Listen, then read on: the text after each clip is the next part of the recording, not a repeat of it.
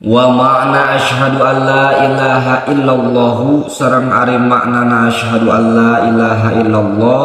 anta alama eta yen nganyahokeun anjeun wa ta'taqida sareng nekadkeun anjeun wa tu'mina sareng ngimankeun anjeun wa tusaddiqa sareng ngabenerkeun anjeun Allah ma'buda kana yen teu aya anu wajib diibadahan eta maujud bihaqqin kalawan sanyatana fil wujudi dina ayana illallahu angin wungkul Gusti Allah al wahidu anu maha sahiji Gusti Allah al ahadu tegesna mah anu esa Gusti Allah al awwalu tur anu maha mimiti al qadimu tur anu maha heubeul al hayyu tur anu maha hirup al qayyumu tur anu maha ngadeg al baqi tur anu maha tumetep ad-daimu tur anu maha langgeng